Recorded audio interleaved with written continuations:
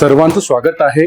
आज आपल्या स्टुडिओमध्ये विशेषतः मुलाखत देण्यासाठी राष्ट्रीय महिला आयोगाच्या सन्माननीय अध्यक्षा विजयताई राटकर आलेल्या आहेत। विशेषतः बघितलं नांदेडच्या दौऱ्यावरती असताना महिलांच्या बाबतीमध्ये सतत ते कार्यरत असतात। दिवसभराचा दौरा खूप व्यापक होता। विशेषतः बघितलं गेलं महिलांवरती ज्या वेळेस अन्याय होतो त्यावेळेस त्यांचा आवाज उठला जातो आणि म्हणूनच त्यांना या महापौर नगरसेवक पदापासून ते राष्ट्रीय महिला आयोगापर्यंतचा प्रवास आहे।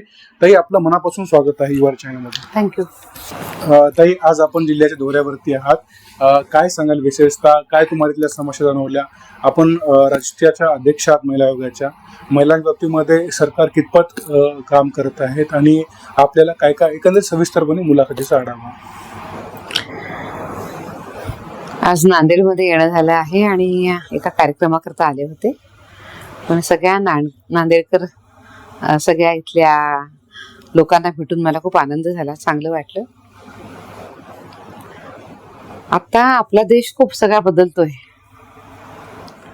गेल्या 10-12 वर्षामध्ये देशातल्या महिलांना पुढे जाण्याकरता अनेक संधी मिळतात। आपण आतापर्यंत बघत होतो की महिलांच्या बाबतीमध्ये जेंडर डिस्क्रिमिनेशन होतच, ते व्हायचंच, पण आता सरकारच्या नीती बदलल्यात आणि त्या सगळ्या नीती ह्या महिला केंद्रित आहेत। त्यामुळे महिलांचं स्वास्थ्य असेल, महिलांचं शिक्षण असेल, महिलांचं रोजगार असेल, स्वयंरोजगार असेल, अशा अनेक क्षेत्रामध्ये महिलांना खूप उत्तम आता अवसर मिळत आहेत आणि त्या पुढे जात आहेत। मला असं वाटतं की आता बघा, देशामध्ये आपल्याकडे 10 कोटीहून अधिक जास्त महिला सेल्फ हेल्प ग्रुपमध्ये काम करतात। 3 कोटीहून जास्त महिला आता लखपती दिदी झाल्यात। 3 कोटीहून अधिक जास्त महिलांच्या नावावर घरं झाली आहेत, प्रधानमंत्री आवास योजना मिळालेली आहे।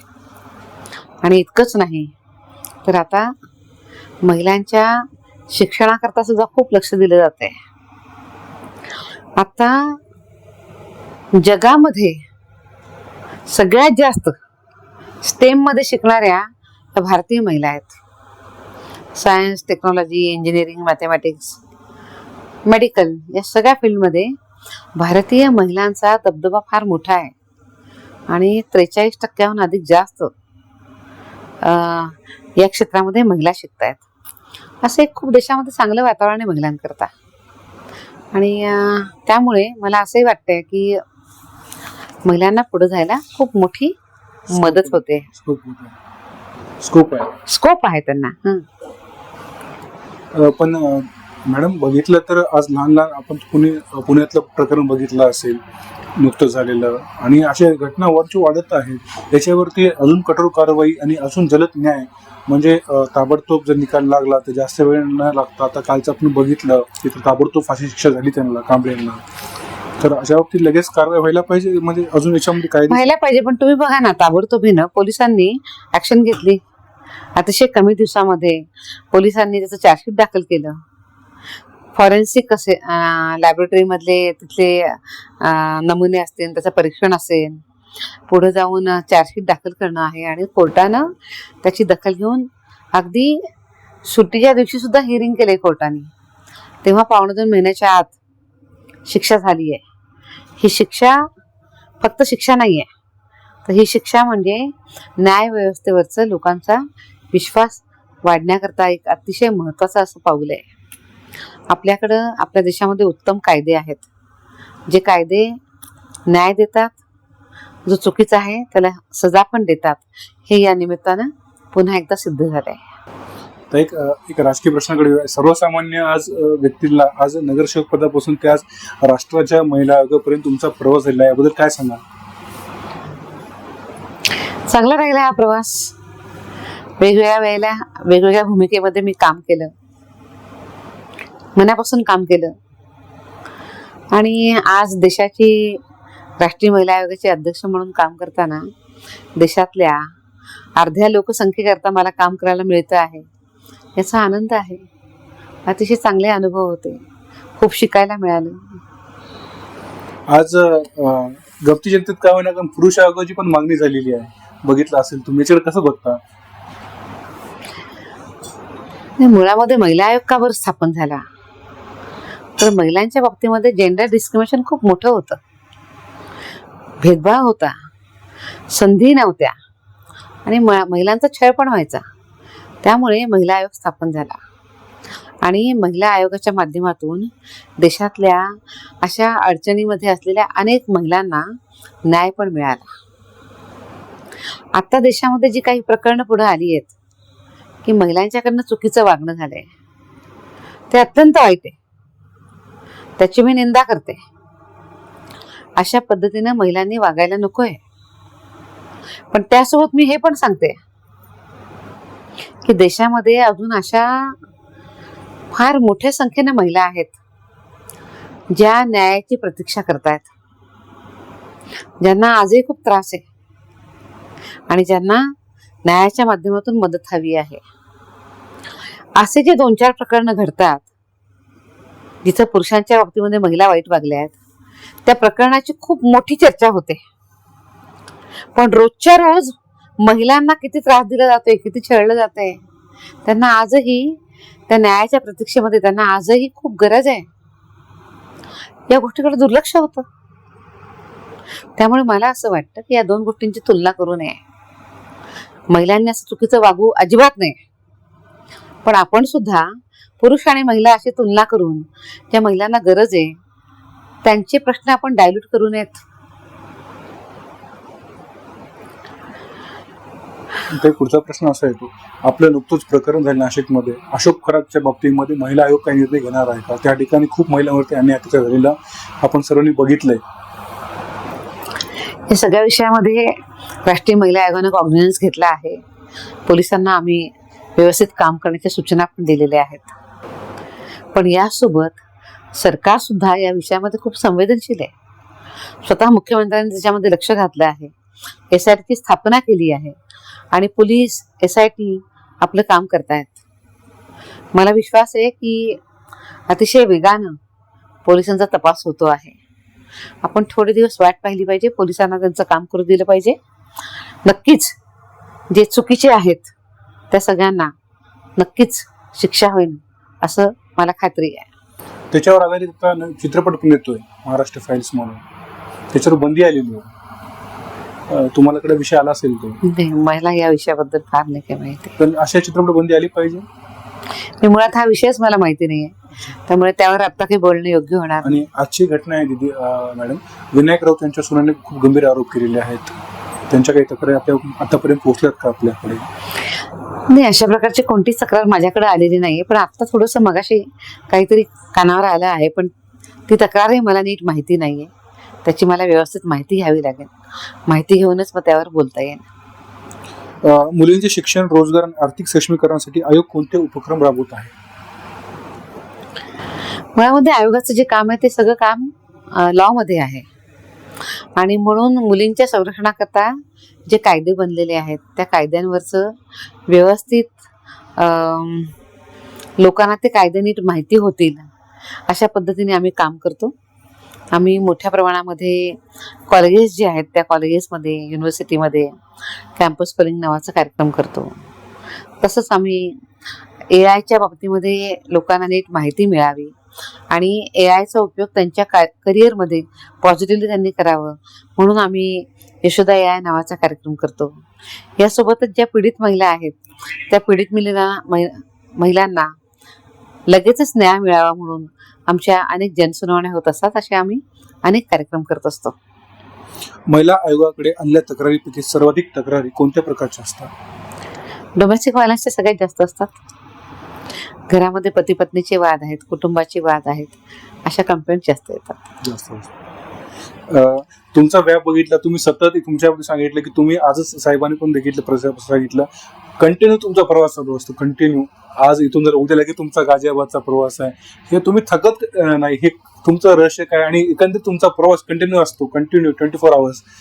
आणि हे तक्रारी सोडवणं, लोकांमध्ये असणं, त्यांच्या हे मदत करणं, हे काम करता असताना एवढा प्रवास आणि हे कसं मॅनेज करता, या गोष्टीकडे रहस्य काय? मला त्याच्यात काही ती फार मोठी गोष्ट आहे असं नाही वाटत. जिथे तर महिलांना गरज आहे तिथे तर कमिशनचं जाणं झालं पाहिजे, त्या महिलांना मदत मिळाली पाहिजे अशी एक प्रामाणिक भावना माझी असते. आणि महत्वाचं काम आहे ते तुम्ही जबाबदारीनं केलं पाहिजे असंही वाटतं. आपोआपच बळ मिळतं. आणि दोरच प्रश्न, पीडित महिलांना मोफतमध्ये कायदेशीर मदत आणि समुपदेशन उपलब्ध करून देण्यासाठी कोणती यंत्रणा आहे का? खूप व्यवस्था आहेत आपल्याकडं. पोलीस आहेत. महिलांना तक्रार करण्याकरता आधी पोलिसांच्याकडे त्या जाऊ शकतात. त्याशिवाय आम्ही राष्ट्रीय महिला आयोग आहोत. राज्यामध्ये पण महिला आयोग असतात. इतकंच नाही तर जर महिलांचे जर काही फॅमिली मॅटर्स फार वाढले आणि कोर्टापर्यंत जावं लागलं तर फॅमिली कोर्ट पण त्यांना त्यांचे निर्णय घेण्याकरता मदत करतात. पण याशिवाय आपल्या देशामध्ये महिलांना सुरक्षा देण्याकरता अनेक व्यवस्था आहेत. जसं आपण बघतो की 181 ही महिला हेल्पलाईन आहे. 112 संकट काळामध्ये तुम्ही या नंबरवर फोन करू शकता तर तुम्हाला ताबडतोबीनं पोलिसांकडनं मदत मिळते. राष्ट्रीय महिला आयोगाची अतिशय उत्तम अशी काउन्सिलिंगची एक हेल्पलाईन आहे. नंबर आहे 14490. या सगळ्यामधनं महिलांना मदत मिळत राहते. इतकंच नाही तर ज्या महिला खूप त्रासामध्ये आहेत, ज्यांना कुटुंबामधनं खूप छळ होतोय, त्रास होतो आहे, एखाद्या महिलेसोबत मारपीट झाली आहे, अशा वेळेला त्या महिलेला आधार देण्याकरता सगळ्या जिल्ह्यांमध्ये वन स्टॉप सेंटर आहेत. इतकंच नव्हे तर प्रत्येक जिल्ह्यामध्ये डिस्ट्रिक्ट लिगल ऑथॉरिटी असते. ज्या महिलेला काही लिगल मदत हवी आहे अशा सगळ्या विषयांच्या मध्ये free of cost legal add त्या महिलेला डिस्ट्रिक्ट लिगल अथॉरिटीकडून दिला जातो. अशा अनेक व्यवस्था आपल्या देशामध्ये महिलांच्या सुरक्षेकरता त्यांच्या मदतीकरता आहेत. तुम्ही सांगितलं, पण महिलांनी तुमच्याशी म्हणजे राष्ट्रीय महिला आयोग संपर्क साधावा कसा? राष्ट्रीय महिला आयोगाची स्वतःची आपली वेबसाईट आहे. त्यासोबतच आमचं ॲप पण आहे. आमची आत्ताच मी सांगितलेली 14490 ही आमची हेल्पलाईन नंबर आहे. ह्याच्याशिवाय ऑनलाईन आहे, ऑफलाईन आहे, अशा वेगवेगळ्या पद्धतीमधनं आमच्यापर्यंत संपर्क करता येतो. त्याच्यावर तक्रार केल्यानंतर किती दिवसांनी त्याच्याकडे आपण बघतो आणि म्हणजे किती दिवसांनी त्याच्या मदत मिळू शकते असं काही आहे का? प्रत्येक तक्रारीच्या स्वरूपावर अवलंबून असतं. आम्ही प्रयत्न करतो लवकरात लवकर ती कंप्लेंट घेतली पाहिजे, पण तक्रारीचं स्वरूप खूप महत्वाचं आहे. आज नांदेडमध्ये आपण जेलमध्ये पण गेला होता, तशी माहिती मिळाली. काय तिथल्या समस्या किंवा काय तुम्हाला जाणवतं त्या ठिकाणी? जेलमधल्या ज्या महिला आहेत त्यांचे पण स्वतःचे आपले एक अधिकार आहेत, मानवाधिकार आहेतच त्यांचे. त्यांच्या अधिकारांचं रक्षण होतंय ना, तिथं त्यांची नीट काळजी घेतली जाते ना, या विषयामध्ये राष्ट्रीय महिला आयोग लक्ष घालून बघत असतो. आम्ही हाही प्रयत्न करतो की महिलांना जेव्हा त्या जेलमधनं बाहेर जातील त्यावेळेला आपल्या पायावर उभं राहण्याकरता त्यांच्याकडे काही स्किल असलं पाहिजे. तर अशा वेळेला महिलांना जेलमध्ये असं काही एखादं स्किल शिकवलं जातं का, अशा पद्धतीने आम्ही आग्रह पण करत असतो आणि बघतही असतो. आज याच पद्धतीची माझी व्हिजिट नांदेडच्या जेलमध्ये होती. आयोगाच्या शिफारशी अनेकदा बंधनकारक नसतात, त्यामुळे न्याय मिळवण्यामध्ये मर्यादा येतात का? आयोगाच्या शिफारशी अनेकदा न्यायाला बंधनकारक नसतात, त्यामुळे एखाद्या महिलेला न्याय मिळवण्यासाठी अडचण असं नाहीये. प्रत्येक ठिकाणी प्रत्येक व्यवस्था वेगवेगळं काम करत असते. आमच्याकडं ज्या महिला येतात त्यांचं आमच्याकडे काउन्सिलिंग होतं. केवळ त्यांचंच नाही, त्यांच्या परिवाराचं, त्यांच्या पतीचं आधी काउन्सिलिंग होतं. त्या काउन्सिलिंगमधनं अनेक प्रश्न सोडवले जातात जे होऊच शकत नाहीत. मग ते पुढं कोर्टामध्ये जातात. तर त्यावेळेला नंतर मग कोर्ट त्याला बघतं. तर वेगवेगळ्या स्टेजेसला या सगळ्या तक्रारी बघितल्या जातात. आपल्या कार्यकाळामध्ये आतापर्यंत किती महिलांना आपण असं सांगू शकाल, असं काही न्याय म्हणजे मिळालं असं काही कार्य आम्हाला काय सांगता येऊ शकतो? राष्ट्रीय महिला आयोगाकडे दरवर्षी लाखोहून अधिक जास्त कंप्लेंट्स येतात. आम्ही प्रयत्न करतो की या सगळ्या कंप्लेंट्स सॉल्व्ह व्हाव्यात. वेळोवेळी जसं मी आधी सांगितलं की राष्ट्रीय महिला आयोग आपके द्वार अशा प्रकारची जनसुनावणी लागते. त्याशिवाय ऑफिसमधनं वेगवेगळ्या सेलच्या माध्यमातून पण या प्रश्नांची सोडवणूक होत असते. पण प्रयत्न हा आहे की या सगळ्या केसेस सोडवल्या जाव्यात.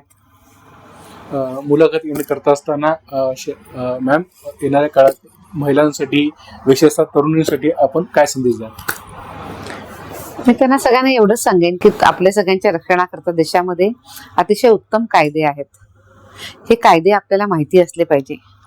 मुलींच्या सुरक्षेकरता काय काय व्यवस्था केलेली आहे, जसे नंबर आहेत 181 आहे, 112 आहे, 14490 आहे. अशा पद्धतीचे नंबर त्यांना माहिती असले पाहिजे. ॲप पण माहिती असले पाहिजे. त्याच्यामध्ये SOS बटन आहे आणि त्या संकटकालीन मदत मागू शकतात आणि देशातले सगळे ॲक्ट तुम्हाला माहिती असले पाहिजे. ही जर माहिती तुमच्याकडे असेल तर तुम्हाला कोणी त्रास देऊ शकत नाही. आपण ही माहिती घेऊन आपण आपला कॉन्फिडन्स वाढवला पाहिजे आणि देशाच्या विकासामध्ये आपण आपलं उत्तम योगदान दिलं पाहिजे. थँक्यू. ह्या होत्या आपल्याशी पुणे राष्ट्रीय महिला आयोगाच्या अध्यक्षा सन्माननीय विजय राटकर यांनी आता महिलांच्या विषयावरती सविस्तरपणे मार्गदर्शन केलेलं आहे. विशेषतः ज्या महिलांच्या बाबतीमध्ये अडचणीत होत्या या मुलाखतीच्या माध्यमातून ते देखील आम्ही अन्याय जे होतोय त्यांना इथपर्यंत कसं पोहोचायचं विशेषतः मार्गदर्शन लाभलेलं आहे. थँक्यू.